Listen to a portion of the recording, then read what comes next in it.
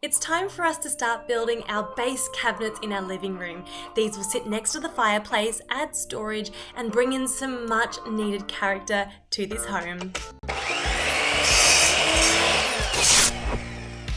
Now that we've finalised our brick fireplace outside there, and we know our extent and the full widths of our fireplace surrounding, we can now start to work on the joinery cabinets on either side, which is going to be super exciting.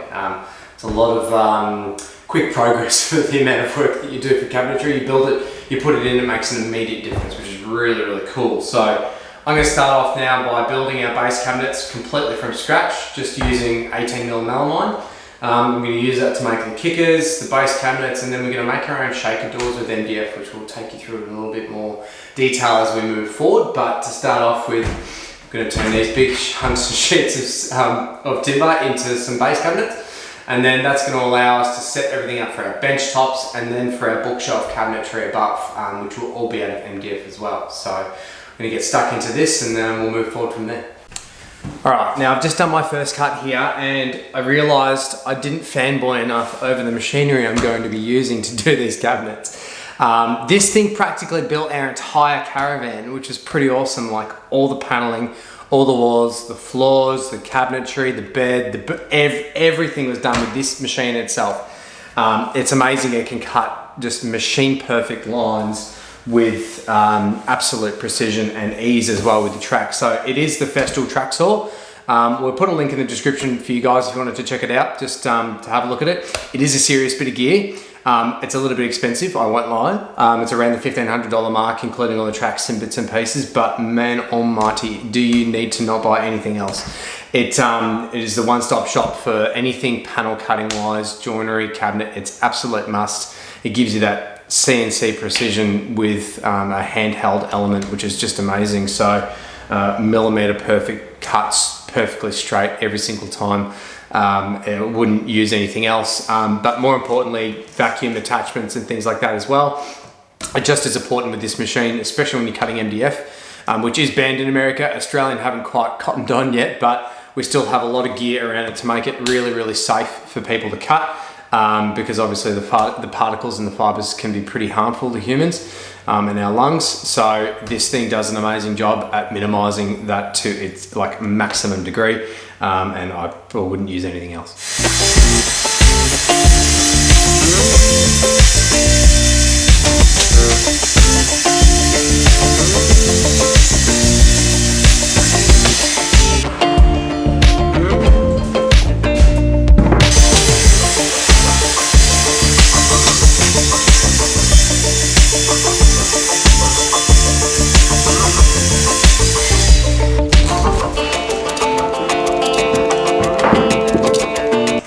So now that we've cut all our pieces for the cabinets, we're ready to start the edging. We're using a standard iron-on edging that's really easy to install. It doesn't need too much work, and the best thing is it gives you that pre-made factory finish.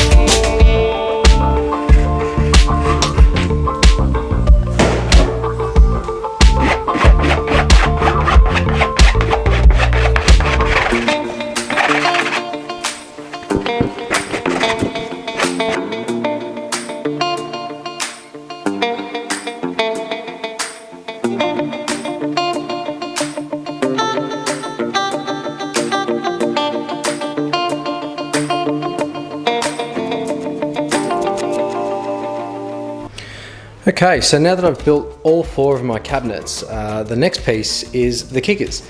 Now there's a few ways to do these. Bunnings and other places like to sell those little plastic adjustable feet, which I'm not a huge fan of. I think they're really flimsy and they're a bit of a pain to work with, but more of a traditional cabinet maker and joiner method is using just offcuts and other sorts of bits and pieces. Like I've literally got some flooring in there and I've got some offcuts of the melamine that I've been cutting to make this really strong box. So this is a really tall kicker because we've got nice big skirtings in our house.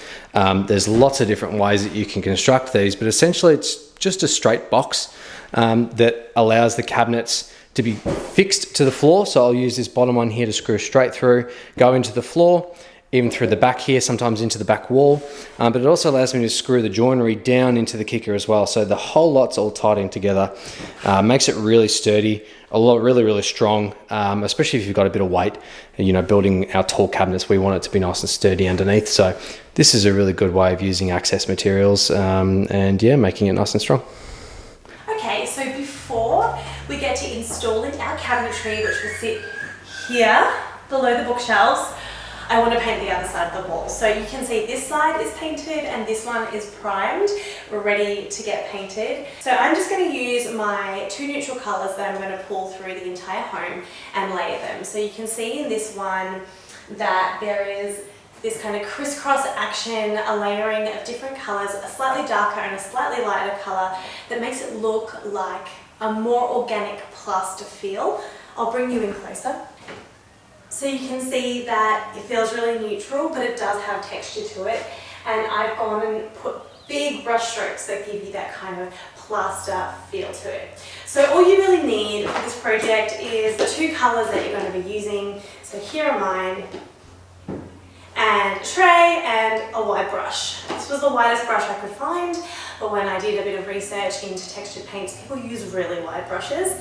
But we're going to stick with this one because it's all I have. And we're going to start to apply it. So you really just apply it in cloud-like shapes until all the shapes join, and then I just go back and I use my eye and apply either lighter or darker streaks where I just feel like there needs to be a bit more balance or where there needs to be more texture to break up any shapes that start repeating themselves. So let's get into it. I'm excited to see it come together.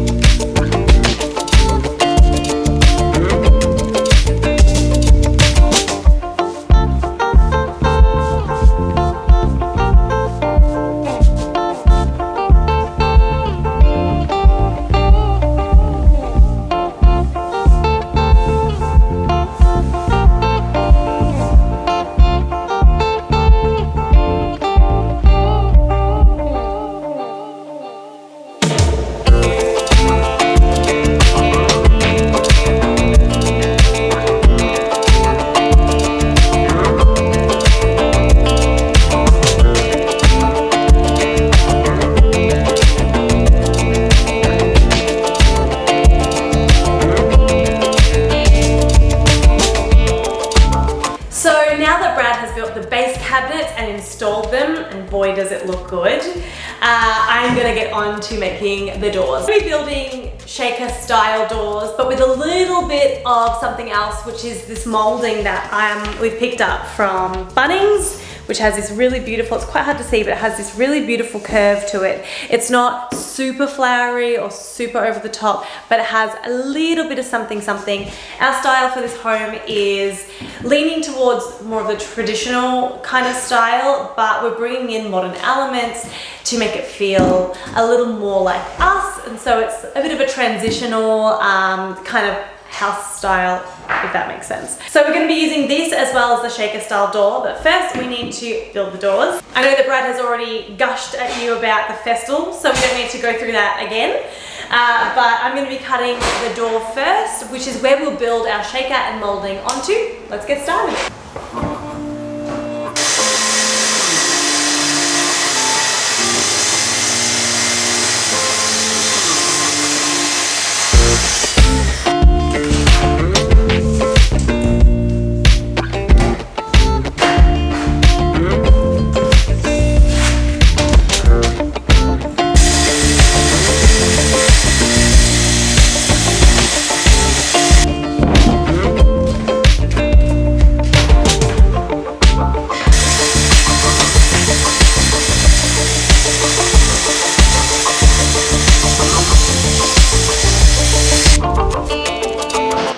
Okay, so I have mocked up a door, and then using an offcut, I've mocked up a shaker border at 70mm to see if it's going to work for us. So we weren't sure how thick we wanted our shaker borders, because we're also doing the molding. So let me show you. This is where our border would be on the door. So you can imagine it going right round. And then we have our molding that will sit in the middle like that. So we're looking at about 103 all the way around.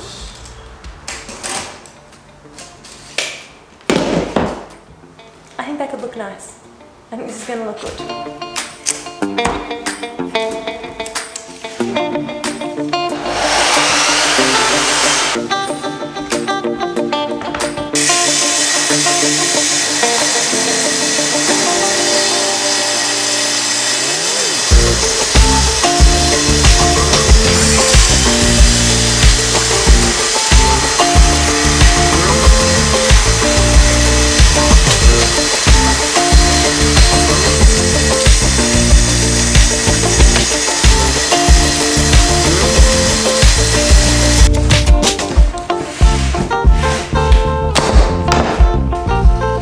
So here I am on the drop saw, cutting the strips to create our shaker detail.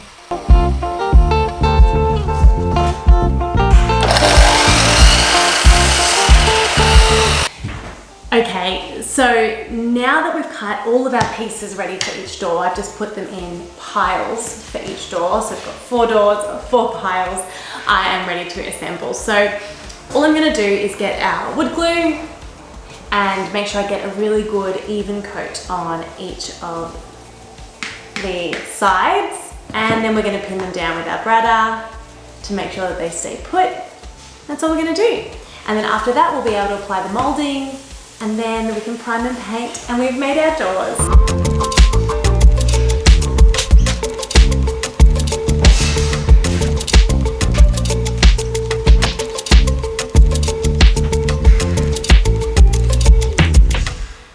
So while Sam's in the other room cutting some MDF doors for the new joinery cupboards that we've just made, I am starting the tedious task of filling approximately 1,846 holes in the ceiling up here. It's a bit of a task. Thank goodness I've got this scaffold behind me, because otherwise it would just be impossible off the ladder. So I'm rolling myself around, filling in all the holes, sanding them back. I can also do a little bit of the quad here on the corner. So we've picked a bit of a tri-mold, a 19 by 19 tri-mold to finish off those corners which are coming up a treat. So that's really cool. But I also just wanted to make a little note regarding this new filler that I've started using. It's called Nordsjo, or however you pronounce that. I'm sure I'm gonna get roasted for that one, but it's a Norwegian, I think, Denmark, something like that. I mean, it's always good if it comes out of that area of the world. This is a universal fine filler, and I've also got a flexible wood filler for those bigger gaps. This is suited for about 4 mil. However, the fine filler is suited for about 2 mil, and that is doing a treat. Sorry, it is an absolute treat. It's doing wonders on our ceiling.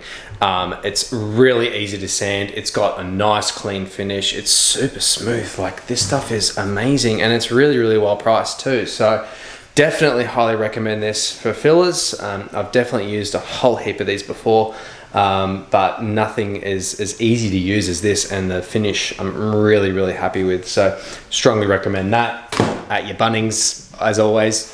But otherwise, yeah, I'm gonna try and rest my neck a little bit, maybe do some stretches and then get back into it.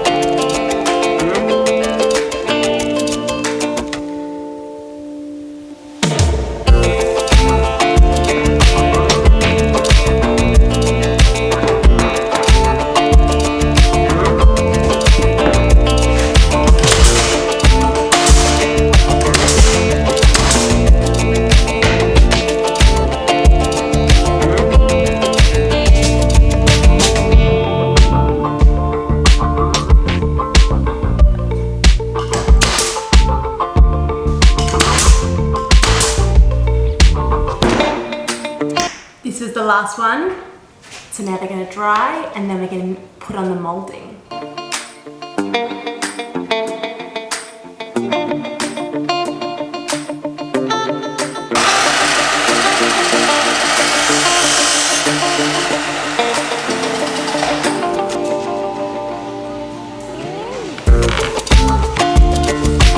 The moulding has been glued and nailed or pinned into our shaker doors. So we're ready to move on to filling all the holes, all the nail holes, with our amazing filler that Brad's obsessed with. And also any cracks that we have, any spaces that we have, just trying to get that really beautiful, seamless feeling to these doors. So a few tools we have are just some of these little scraper tools that you can use to get into some cracks. I have a nail punch, which we'll use to make sure some of the nails didn't fully get into the wood. So we just have to tap them in to make sure there's enough of a space to fill with our filler so that it's really smooth. And of course, a hammer to help with that process. Some of the time I find that just fingers are as easy just to really get into those spaces, but the tools do help in order to get that really flat, smooth finish. But it's like whatever works for you is the way to go about it. So I'm going to get started filling these holes, and once they're filled we sand, and once we've sanded we can prime them. It's really exciting. These are the first doors I've ever made and they're not perfect, but I'm really, really proud to have pushed through, and now that I know how to do it, I'm going to make all the doors for all our cabinetry, and hopefully I'll get better and better as we go. But let's get started on this, and I can't wait to see them hung in the living room. It's going to make such a difference.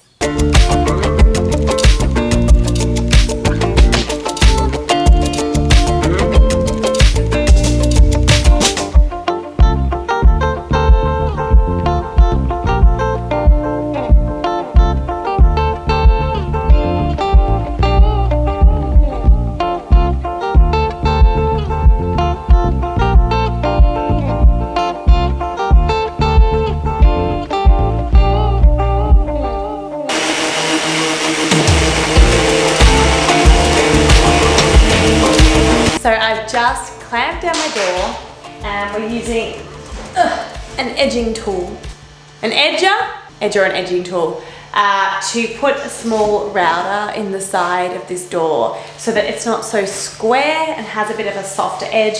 So I've got to go do it on every side of all 4 doors, and then we can get to priming. So exciting.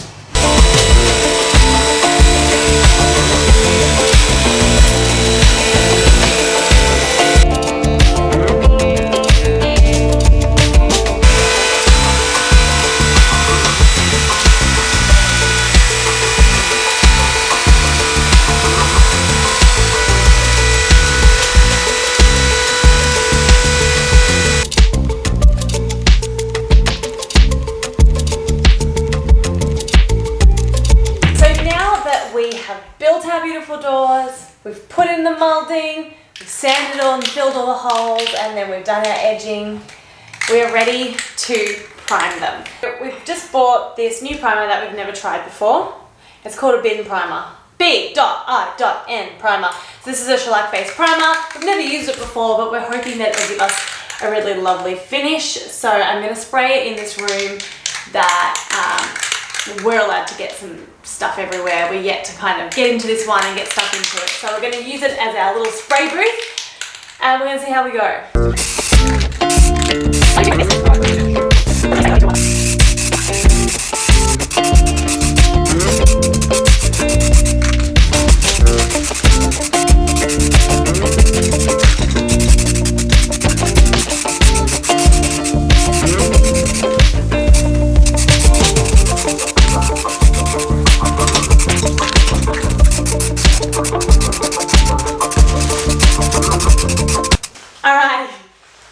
Back in the painting clothes.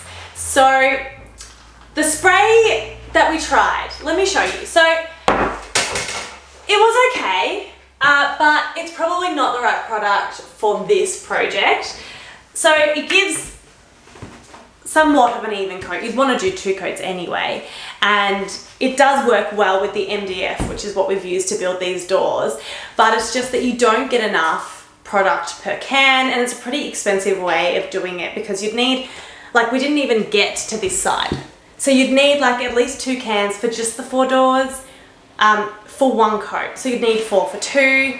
Haven't even sprayed the sides yet. Like, it just wasn't giving us the coverage that we needed. But look, it's good to try products. I wouldn't recommend it for a project like this, but now we know. We have the doors ready to go for the backs to be primed. We're just gonna stick with the primer that we usually have and a roller. Brad and I are going to be looking for some cabinetry rollers soon because we want that really smooth finish. So we did actually roll the cabinetry in our caravan. If you have watched those videos, you'll know what I'm talking about. But essentially, it just leaves a bit of a roller finish, which is fine. Like, it actually looks really good. But we were hoping to get like the perfect, most pristine, smooth finish for our cabinetry. So we just want to try out different products to see if we can achieve that finish. But for now, I'm just going to do the good old roller and some primer. We're going to roll the surfaces and come back for a second coat a little bit later tonight. And then we're going to hang them on the cabinetry until we do our final paint. So let's get started.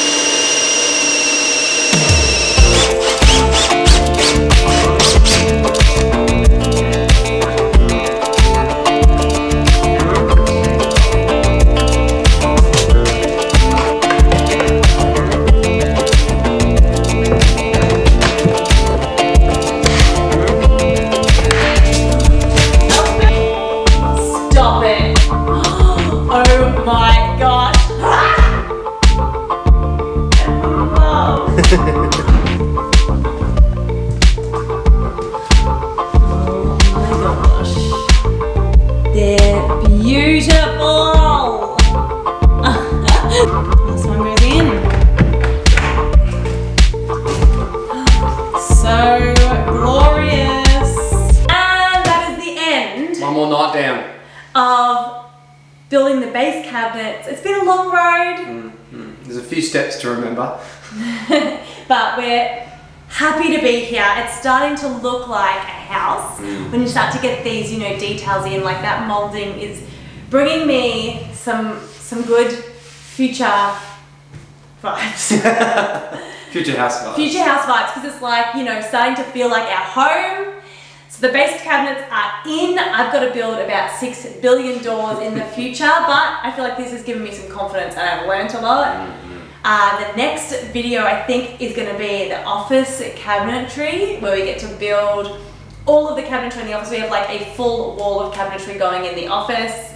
And we've got to get back to this fireplace. You know, there's a lot of work to do. With the fireplace is behind us. Still sucking the life out of me. We're nearly there. It's a puzzle, but it is actually getting there. Yeah. So thank you for joining us, and we'll see you next time. See you soon. Bye.